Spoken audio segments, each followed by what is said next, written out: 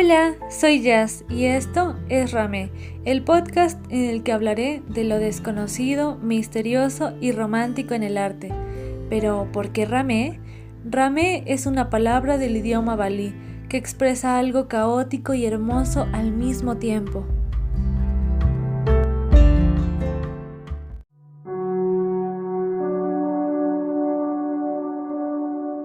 Hola, ¿qué tal? Este es el primer capítulo de Ramé Podcast, lo desconocido del arte, y en este primer capítulo vamos a hablar de un artista con un carácter y algunas cosas extrañas en su vida y algunos sucesos reales que, espero que les pueda interesar y les pueda gustar. Empezamos. Este artista se llama Théodore Géricault, es un francés que nació en 1791 y sus obras destacaron mucho desde muy joven porque sus obras estaban llenas de dramatismo y eran escabrosas. Normalmente él hacía como obras de la vida cotidiana, pero no de la vida cotidiana que ustedes se pueden imaginar, como a veces hemos visto pinturas donde la gente está comiendo o está en el campo o cualquier cosa que ustedes se imaginen de la vida cotidiana, sino que en este caso son temas un poco no tan populares. Y en el caso de Géricault, él hacía cuadros de naufragios, retratos de locos, trata de negros y cadáveres. Entonces ustedes se pueden imaginar más o menos qué carácter tenía este artista. Pues era algo impulsivo, era de un carácter temperamental y a veces podía llegar a ser desordenado. Su vida siempre se vio inmersa en escándalos y uno de los primeros escándalos que podemos decir es que cometió adulterio con una tía. Él tenía una tía y estaban juntos, la embarazó y en 1818 nace su hijo, pero la familia de Géricault era una familia adinerada, era una familia de poder y decidieron que el niño se diera en adopción y lo mejor era que Géricault se fuera de ahí y él terminó huyendo a Italia. A ella la recluyeron en una casa de campo y como ya lo dije, pues el niño fue dado en adopción. Aquí es el primer drama que se presenta en la vida de Géricault. Ya de por sí sus pinturas eran un tanto un drama. Cuando él empieza a interesarse un poco más por la pintura, empieza a hacer autorretratos y siente que la autoridad no es tan importante. Sus maestros lo alaban porque es un genio pictórico y sí, sus obras tienen mucha fuerza y con el tiempo él se empezó a interesar un poco más, las empezó a hacer un poco más oscuras, más depresivas. Eran lienzos llenos de expresividad en todos los sentidos. Él se basaba y le encantaba Rubens y Goya. En estos dos artistas se basaba más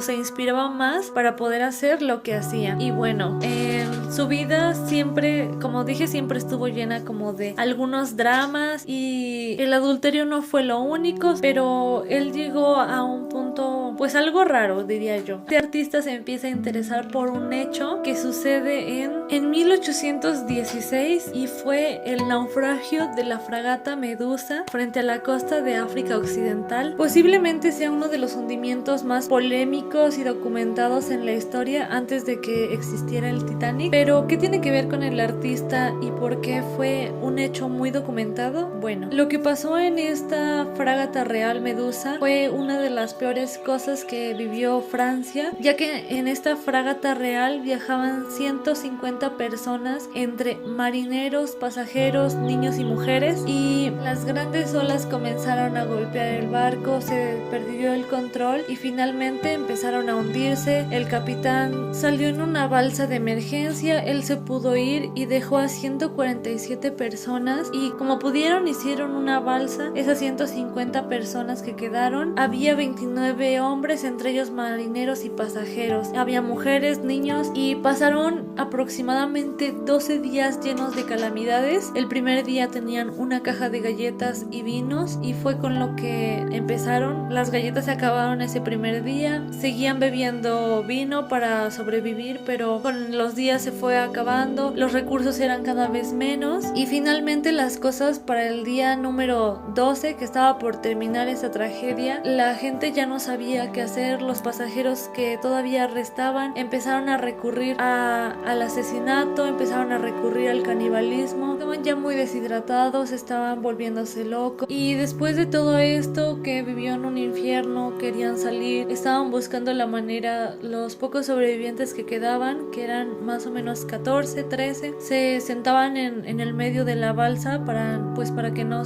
se hundiera. La locura, la desesperación los llevó al canibalismo. Esto fue una situación horrible que vivió Francia. Y entonces aquí viene la parte de ¿y qué pasa con el artista? Pues cuando todo esto termina, logran rescatar a estos 13 náufragos de 147 que quedaban. La gente empieza a hablar, hay testimonios. Francia está viviendo un momento muy difícil por toda esta situación y se empiezan a escribir en los periódicos acerca de esto que se vivió. Y entonces aquí entra el genio Géricault, que es el artista. Él empieza a ver todo esto en los periódicos, en litografías, y se empieza a interesar. Se interesa tanto que Géricault estaba dispuesto a plasmar el realismo de esta escena. Decidió llevarse muertos a su casa. Ya era una persona con drama en su vida. Bueno, pues ahora hizo un poco más porque fue a la morgue y pidió los muslos, cabezas, piernas, manos decapitadas de las personas que habían estado en la balsa. Junto con un amigo médico sacó todas estas partes, las llevó a su casa, empezó a hacer réplicas de la balsa, a acomodar a los pedazos de carne y a las personas que quedaban en una balsa que él recreó. Como era de esperarse, cuando él presenta la pintura, pues se vuelve algo muy polémico. Hay gente que se siente conmovida, hay gente que está en desacuerdo, que siente que hay que tenerle respeto, pero bueno, finalmente este artista Géricault lo presenta y es bien y mal recibido.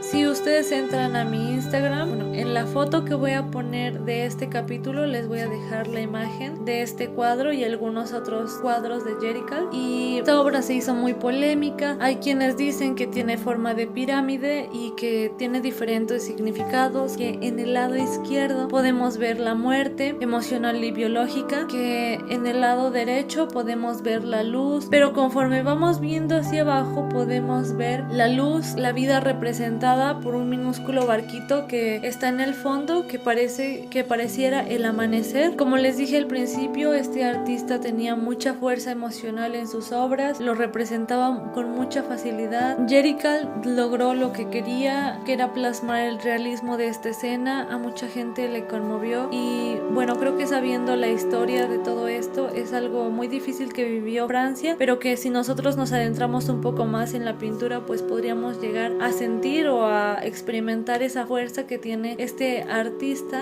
o tuvo este artista con sus obras. Bueno, y finalmente pues la vida de Géricault no terminó totalmente en paz, sino que pasaron 2 años después de esta pintura y él murió. En 1824 se cree que él murió por una caída de un caballo y finalmente lo único que podemos saber es que tiempo después de que murió, en 1840, reapareció su hijo Hipólite, que no pudo llevar el apellido de Géricault, pero él quería y se enteró que Géricault era su padre hasta que él tenía 22 años. Y bueno, pues con esto termino este capítulo. Espero que les haya gustado. Fue algo corto, pero creo que la historia es interesante. De todas maneras, díganme qué les pareció.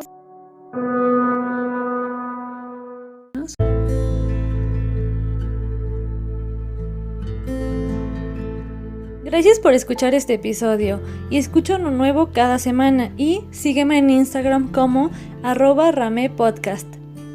Adiós.